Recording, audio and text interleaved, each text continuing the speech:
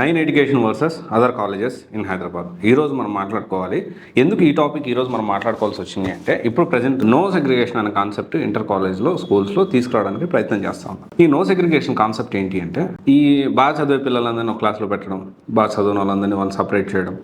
So ఇది వాళ్ళు చెప్తున్న మాటకి ఏంటి, పైకి ఏం చెప్తారంటే బాగా చదివిన వాళ్ళని ఒక క్లాస్లో వేసి వాళ్ళకి కొంచెం స్పెషల్ కేర్ చేస్తాం. వాస్తవానికి జరుగుతుంది ఏంటి, అందుకు విరుద్ధంగా జరుగుతుంది. ఏం చేస్తున్నారు అసలు, బాగా చదివే పిల్లలందరూ ఒక దగ్గర వేసి వాళ్ళకే మంచి ఫ్యాకల్టీ, వాళ్ళకే స్పెషల్ ఫోకస్ చేసి వాళ్ళ నుంచే ర్యాంక్స్ రాబట్టి ఆ ర్యాంక్స్ని వీళ్ళు మార్కెట్ చేసుకోవాలనే కాన్సెప్ట్లో ఉంటూ ఈ బాగా చదివిన పిల్లలను పట్టించుకో, యావరేజ్ బిలో యావరేజ్ స్టూడెంట్స్ని కనీసం పట్టించుకోవట్లేదు. సో ఇది ఇప్పుడేంటి 2026 2026 14 సంవత్సరాలు వెనక్కి వెళ్తే 2012లో ఈ 9 ఎడ్యుకేషన్ స్టార్ట్ చేసినప్పుడే భరత్ గారి విషయాన్ని ఇది రైట్ పద్ధతి కాదు, పిల్లల్లో ఆ విధంగా డిస్క్రిమినేషన్ అనేది ఉండకూడదు, నో సెగ్రిగేషన్ అనేది స్ట్రిక్ట్గా మన బేసిక్ ప్రిన్సిపల్లో ఉండాలి అని చెప్పి ఆలోచన చేసి 14 సంవత్సరాల క్రితమే దీన్ని స్టార్ట్ చేయడం జరిగింది. సో అందుకని ఇప్పుడు ఈ టాపిక్ మాట్లాడుకోవడానికి కూడా రీజన్ అదే. So 9 education versus other colleges ఎందుకు అంటే, 2026లో ఇంటర్ విత్ జేఈ కానీ ఇంటర్ విత్ నీట్ కానీ జాయిన్ అవ్వాలి అనుకుంటే ఖచ్చితంగా మీరు కన్సిడర్ చేయాల్సిన ఫస్ట్ మోస్ట్ ఇంపార్టెంట్, దీంట్లో సీట్లు లేకపోతే, ఎందుకంటే చాలా లిమిటెడ్ సీట్స్ ఉన్నాయి, అలా చాలా ఫాస్ట్గా ఫిల్ అవుతూ ఉంటాయి ఇక్కడ. సో అందుకని మీరు ముందుగా ఆలోచన చేసి దీంట్లో సీట్ ఏ బ్రాంచ్ అయినా చూడండి, మీకు you will get. So same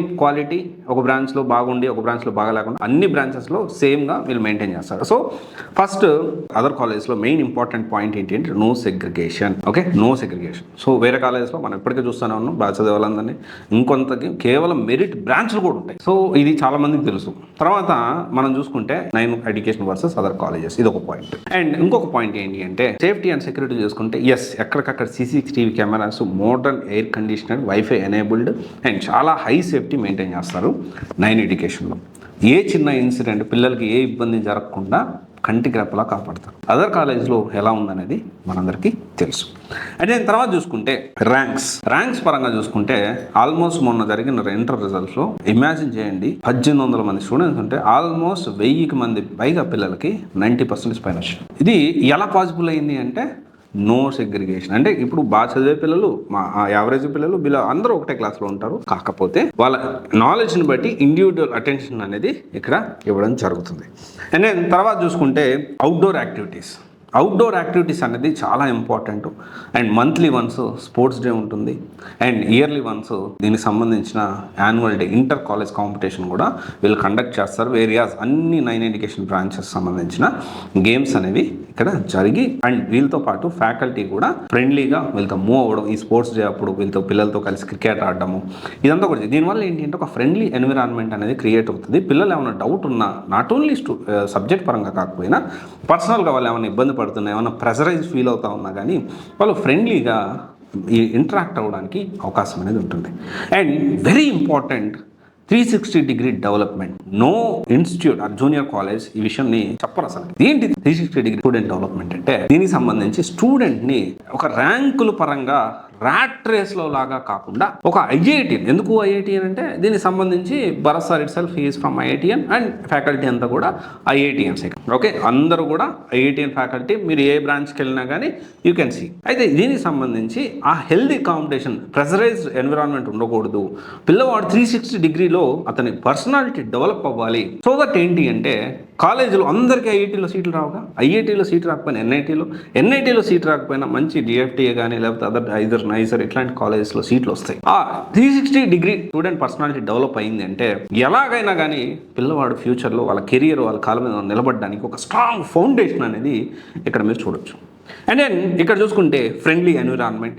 yes, every బ్రాంచ్లో నుంచి జనరల్గా ఏంటంటే కొన్ని బ్రాంచ్ నుంచి ర్యాంక్స్ రావడం, కొన్ని బ్రాంచ్ ర్యాంక్స్ రాకపోవడం అలా ఉంటుంది. ప్రతి బ్రాంచ్లో కూడా సేమ్ హై క్వాలిటీ ఎడ్యుకేషన్ పరంగా చూసుకున్నా, ఫుడ్ అండ్ పరంగా చూసుకున్నా, సేఫ్టీ పరంగా చూసుకున్నా, అన్నిటి పరంగా కూడా ఉంటుంది. అండ్ తర్వాత చూసుకుంటే బ్యాచ్ సైజ్ కూడా లిమిటెడ్గా ఉంటారు.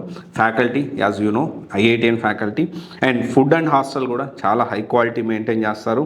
అండ్ ఇంకొక విషయం ఇంకోటి తెలుసా, ఈ ఎమ్యూనిటీస్ అంటే ఉండే పిల్లవాడి ఎన్విరాన్మెంట్ చాలా హైజీనిక్గా ఉంటుంది. మనం చూస్తూనే ఉన్నాం, చాలా కాలేజెస్లో వాష్రూమ్స్ కూడా సరిగ్గా ఉండవు. ఓకే, వాష్రూమ్ సరిగ్గా ఉండవు, అన్నం సరిగ్గా పెట్టరు, పిల్లలు హెల్త్ కరెక్ట్ ఎగ్జామ్స్ టైంలో పిల్లలు హెల్త్ ఖరాబ్ అవుతూ ఉంటుంది. అట్లా కాకుండా చాలా హై క్వాలిటీ అనేది ఇక్కడ మెయింటైన్ చేస్తూ ఉంటారు. అండ్ దెన్ ఈ 360 స్టూడెంట్ పర్సనాలిటీ డెవలప్మెంట్ ఎందువల్ల ఇది చాలా హై ప్రయారిటీ నైన్ ఎడ్యుకేషన్లో తీసుకున్నారంటే, ఈ మధ్యకాలం మనం చూస్తున్నాను కార్పొరేట్ కాలేజెస్లో ఎలాంటి అవాంఛనీయ సంఘటనలు జరుగుతూ ఉన్నాయి, ప్రెషర్ ఎక్కువ పిల్లాడు ఎలా ఫీల్ అవుతాం, ఇలాంటివన్నీ జరగకుండా చూసుకుంటూ ఉన్నారు.